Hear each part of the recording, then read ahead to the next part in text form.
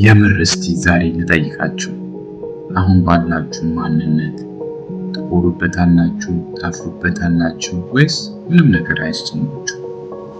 እስቲ ልጠይቃችሁ።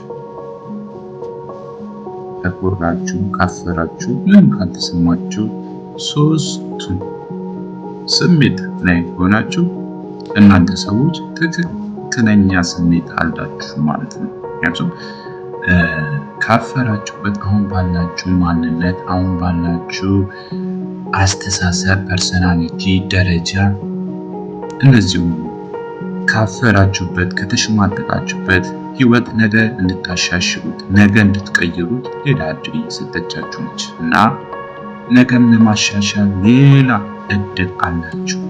ከኮራችሁበትም የበለጠ እንድትኮሩ እንድትሰሩ ህይወት ሌላ ቀን ሌላ እድል እየሰጠቻችሁ ነች እና የበለጠ ለመብራት የበለጠ ጥሩ ለመሆን ህይወት ሌላ እድል እየሰጠቻችሁ ነች እና ከዛሬ ተሽሎ ለመገኘት ከዛሬ የበለጠ ለመስራት ሌላ እድል እየሰጠቻችሁ ነች እና ምንድናችሁ ምንጊዜም ቢሆን ህይወትን ከዛሬ ይልቅ ነገ ፊቸር ብለሰው ፊቸር ነው። ከዛሬ ይልቅ ከዛሬ ከምትባለው ቀን ይልቅ የበለጠ ስለ ነገ ስለወደፊቱ ፊቸር አርቆ ማየት የሚችል ብልህ አስተዋይ ሰው እና ምንጊዜም ከዛሬ ነገ የተሻለ ሰው ለመሆን ከዛሬ ካላችሁ ማንነት ከዛሬ ካላችሁ ደረጃ ከዛሬ ካላችሁ አስተሳሰብ ነገ ላይ የተሻለ ሰው ሆኖ መገኘት ነገ ላይ ጥሩ የሚባል ደረጃ ለመድረስ ጥሩ የሚባል ስብዕና ለመገንባት ከዛሬ በበለጠ ከእያንዳንዱ ሰው የሚጠበቅ ነገር ነው።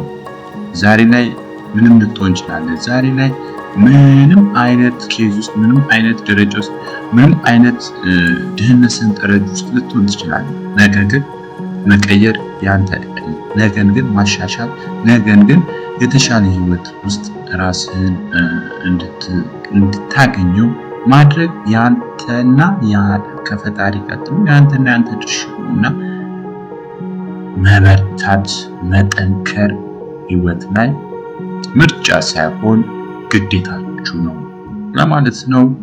በርቱልኝ። ለማንኛውም የህንፃ ዲዛይን አማክሩኝ። ታንክስ